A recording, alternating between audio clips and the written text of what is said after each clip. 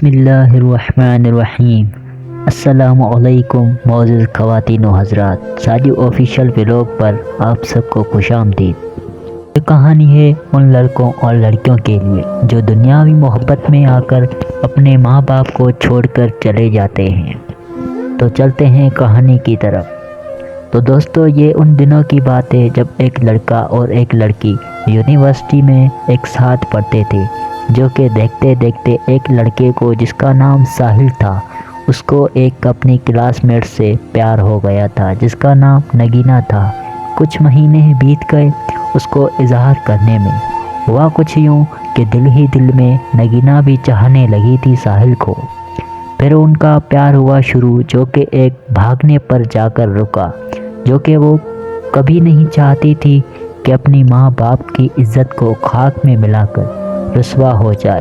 بالآخر زندگی میں ایک ایسا موڑ آیا جو کہ نگینہ کو بھاگنے پر مجبور کر دیا۔ ایک دن ساحل کو کال کر کے بولنے لگی کہ میں نے فیصلہ کر دیا ہے گھر سے بھاگنے کا۔ تو ساحل خوشی سے چلایا اور بولنے لگا، یہ ہوئی نا محبت گھر سے بھاگنے کا، آخرکار وقت آ گیا۔ جو کہ وہ چوری چوری چھپے اندھیری رات کا فائدہ اٹھا کر اپنے کپڑے اور ضروری سامان پیک کرنے لگی اور ساحل کا دیا ہوا وقت کا انتظار کرنے لگی۔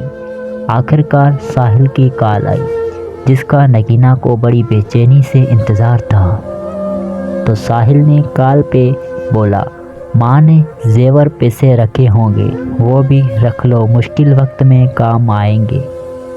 جو کہ نگینہ کو پتہ تھا اس کے لیے ماں نے سونے کے زیور بنائے رکھے تھے، اور وہ آہستہ سے اپنے ماں کے کمرے میں زیور اٹھانے کے لیے گئی، اور وقت بھی بہت کم تھا۔ جیسے اپنی ماں کے کمرے کے گیٹ کو کھول کے اندر گئی تو ماں کو بیٹھے دیکھ لیا اور حیران رہ گئی۔ ماں بولنے لگی، ہائے میری شہزادی، اتنی رات کو جاگتی رہی ہو اور اتنا تیار ہو کر کہاں جا رہی ہو؟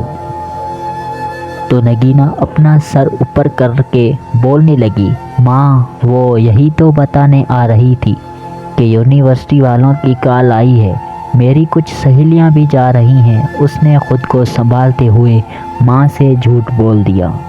ماں جو کہ بولنے لگی، اچھا بیٹا تو یہاں بیٹھو، میں تمہارے لیے کچھ بنا کر لاتی ہوں۔ تو وہ چلی گئی کچن میں، اور نگینہ نے اپنے ماں کی الماری کا لاکر کھولا، اور سب سے پہلے اس کی نظر اپنے لال سرخ رنگ پر پڑے لہنگے پر پڑی، اور ماں کی یاد آئی جو کہ کہتی رہتی تھی، جب میری بیٹی اسے پہن کر دلہن بنے گی تو شہزادی لگے گی۔ اور کچھ چیزیں ایسی تھیں جو ماں نے چوری چوری بنا کر رکھی تھی، جن کا علم نگینہ کو آج ہوا۔ ان چیزوں کو الٹ پلٹ کرتے کرتے آخرکار ان زیورات پر نظر پڑی، اور اس کا دل و دماغ چکرا کر رہ گیا۔ اس سے زیورات اٹھائے نہیں جا رہے تھے۔ اس نے پورے کمرے میں نظریں دوڑائی تو اسے دہیج کا سارا سامان اپنے کمرے میں پڑا نظر آیا، اور وہ سوچوں میں گم ہو گئی۔ ماں کی کوکھ سے جنم لینے سے لے کر اب تک ماں باپ نے میرے لیے کیا کچھ نہیں کیا، میرے اگلے گھر کا سامان تک بنا دیا، اور میں کیا کرنے جا رہی ہوں؟ خود کو نگینہ کوسنے لگی۔ مار کر اپنے ماں باپ کو خود کو مارنے جا رہی ہوں۔ محبت کا سمندر گھر میں ہے، اور میں محبت کا دریا سیر کرنے جا رہی ہوں۔ اور اس کی آنکھیں نم ہو گئی۔ اسے اپنی حماقتوں پر خوب رونا آ رہا تھا، اور اسی دوران ماں آ گئی۔